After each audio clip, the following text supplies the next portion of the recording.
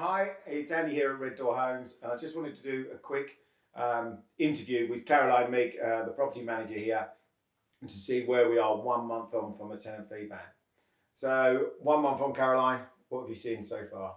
Increase in numbers, so increasing the number of applicants or applications on properties, but also an increase in failure rates. Some of the things we've seen, we're now, tenants are given 14 days to pass referencing, whereas previously we would have given them 7 days. We are getting to say maybe day 12, day 13, and they fail or they pull out for whatever reason. And with that, obviously, then that property has been held off the market for 2 weeks, so the landlords are losing potential advertising. Okay, because now legally we're not allowed to take a second fee whilst one's going through referencing. So if they go to 13 days and then they withdraw or they fail, the landlord's lost 2 weeks of marketing on that property? Yeah, 2 weeks of marketing and potentially 2 weeks of rent if the property is empty. So yes, you can only take one application on that property at a time, and you have to give that application 14 days to allow them to pass or fail. And I think just by nature, of course, it just seems to be slower. So it's having a knock-on effect. I suppose there's no urgency, whereas before there was an urgency to do it within 7 days or it was an instant fail. Now that's doubled. Yeah. Okay. So apart from the increased cost to landlords, what other issues are the landlords likely to face, or have they faced in this last month? I think increased cost obviously is the largest one, but also the loss of protection. So with the deposit being capped at now 5 weeks rent for most properties, there's not going to be that protection for landlords when the tenants move out if there is damages that.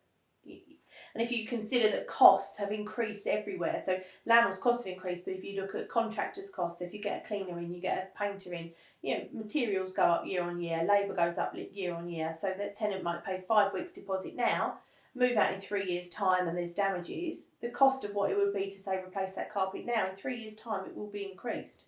So I think you're going to see a disparity in the amount of money you have to cover against damages. Okay.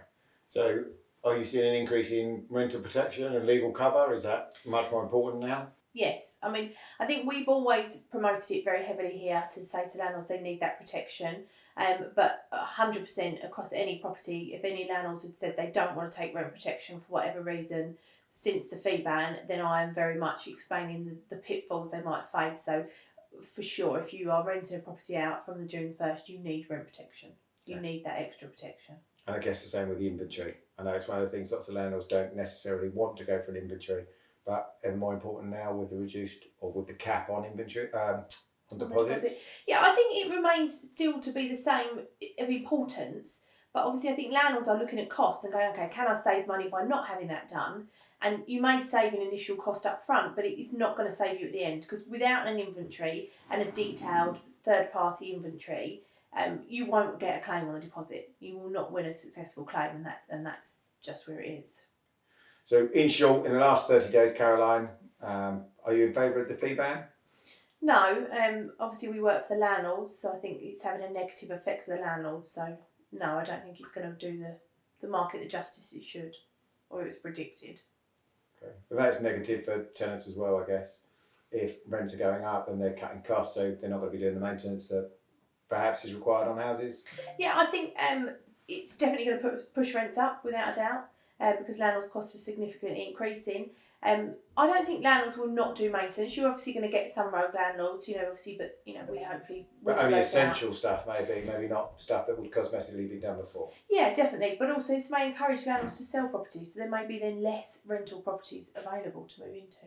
Okay, so prediction going forward?